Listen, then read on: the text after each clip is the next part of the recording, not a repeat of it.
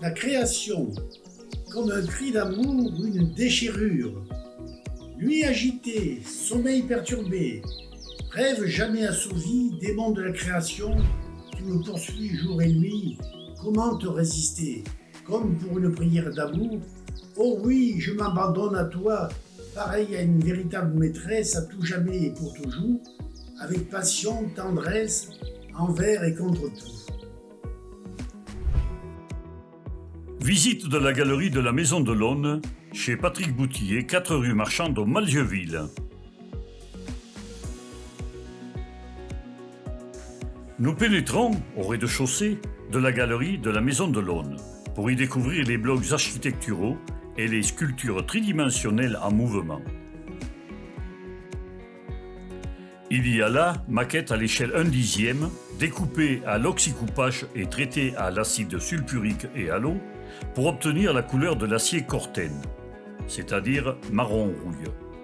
Par la suite, la maquette peut être agrandie en monumentale et nous les découvrons sur des posters avec les différentes sculptures incorporées.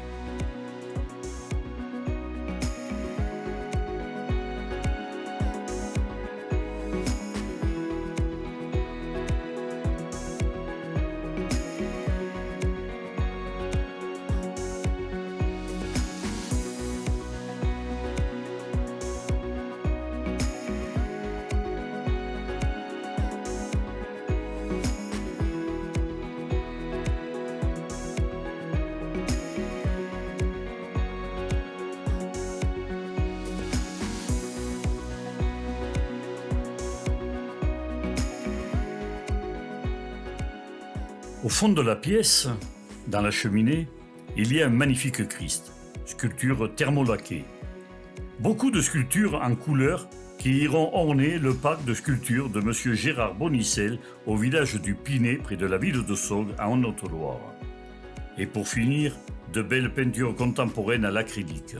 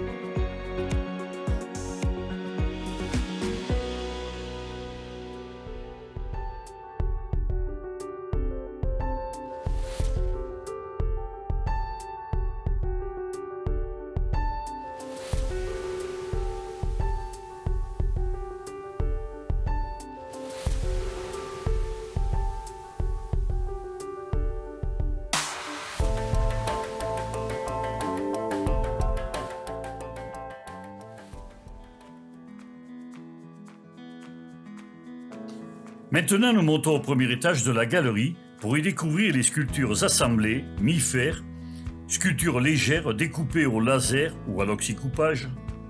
Au passage, on découvre le poster d'une magnifique porte en bas-relief haute de 4 mètres en acier Corten créée par l'artiste. Un peu plus loin, un poster de l'artiste travaillant au marteau-pilon en Allemagne chez M. Edwin Roth et Frédéric Bulmer. On y voit aussi des sculptures en acier coloré, une belle estampe en noir avec son poème, des peintures au pastel gras, à l'acrylique, ainsi que 2 belles torchères en acier et à 4 branches.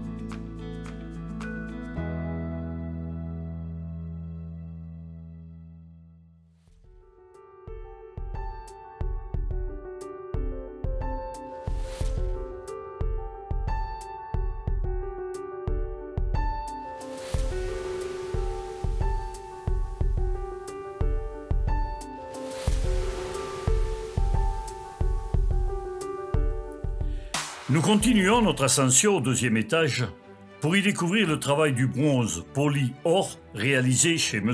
Yves Hortin, près de la ville d'Aix-en-Provence. De magnifiques réalisations, torchères, bêtes, Christ, autels, croix, anges, etc., qui montrent les différentes techniques acquises par l'artiste durant son parcours artistique.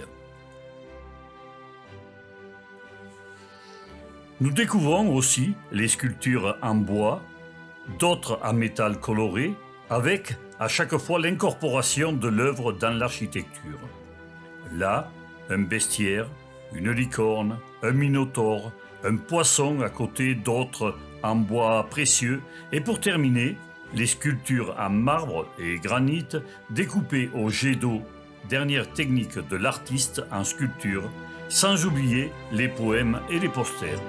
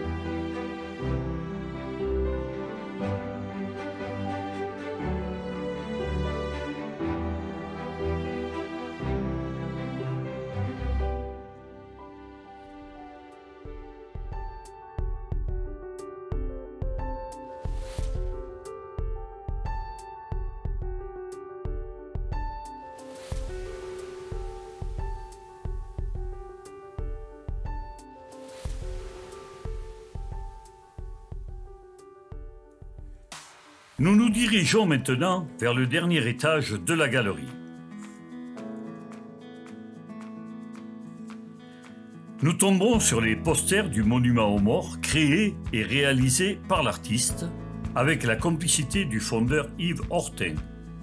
2 magnifiques plaques modelées et moulées avant d'être coulées en fonte pour le village du Malzieuwille. Puis après, une série de peintures modernes traitées à l'huile et à la spatule, d'autres à l'acrylique, au pastel gras, à l'aquarelle et aux encres colorées, ainsi qu'à la gouache, dernière création de l'artiste.